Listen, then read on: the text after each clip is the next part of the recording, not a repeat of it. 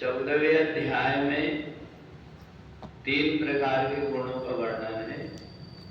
गुणान एतान तृतीय त्रीन देहि देश समुद्भवान जन्म मृत्यु जरा दुखै विमुक्तो मृतमस्तुते।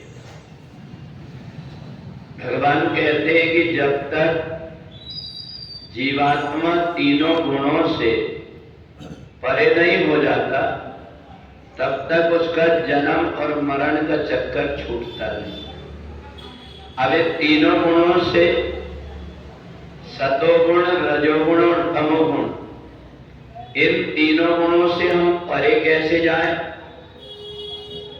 हम साक्षी मात्र मान करके अपने आप को जब कर्म करने लगते हैं कि मेरे द्वारा जो कुछ भी कर्म हो रहा है वो कर्म करने कराने वाला और कोई है, ऐसा मान करके साक्षी मात्र बन करके जो व्यक्ति कर्म करता है उस व्यक्ति के द्वारा जो भी कर्म होते हैं उसको बांधते नहीं। यदि उसने अच्छे कर्म किए सतोगुण में प्रेरित होकर के, तो अच्छे कर्म करने वाले, दान पुण्य करने वाले व्यक्ति को शरीर छूटने के बाद में स्वर्गलोक में पहुंचा दिया जाता है।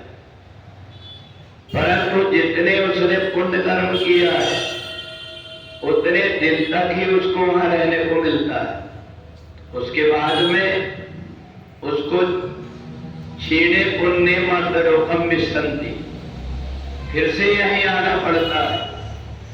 अगर व्यक्ति अच्छे कर्म करके स्वर्ग भी गया तो उसको थोड़ा सा सुख मिलेगा, परंतु लौट करके फिर आना पड़ेगा। पहले तो मौका भी मिल गया भगवान का भजन करने का, बाद में मिलेगा कि नहीं मिलेगा ये भी ठिकाना नहीं।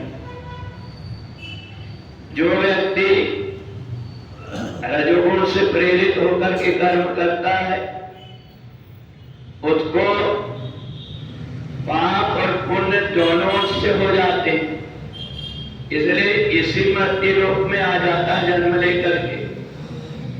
और जितने उसने अच्छे कर्म किया उसके बदले उसके जीवन में बहुत प्रकार की खुशियां आती है।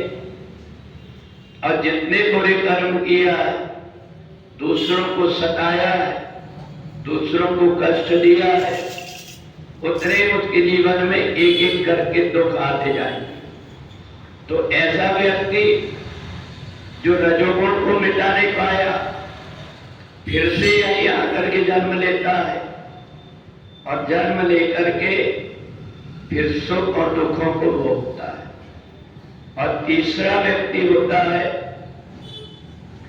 तमोगुण से प्रेरित कर्म करने वाला, जिसने अपने जीवन को न कोई सेवा में लगाया न परमात्मा में लगाया, खाया पिया और सोया है, उसको मरने के बाद में 84 लाख योनियों में भटकना पड़ता है। और उसको ये मनुष्य शरीर भी नहीं मिलता, दूसरी योनियों में बहुत भुगतने के बाद में और फिर मनुष्य शरीर मिलता है। अगर उसने फिर से संभल गया तो ठीक है, अन्यथा फिर से 84 लाख योनि में भटकते रहता है। तो इसलिए जब कभी भी हम कर्म करें, मैं कर्म करने वाला हूं, ये अभिमान छोड़ करके अच्छे कर्म जो कुछ होते हैं या गलती जो कुछ भी हो जाती है वो सब करने कराने वाला वो परमात्मा है, ऐसा मान करके उससे अलग हो जाता है, वो गुणातीत हो जाता है। फिर उसका जन्म और मरण का बंधन छूट जाता है। बोले वृंदावन बिहारी लाल।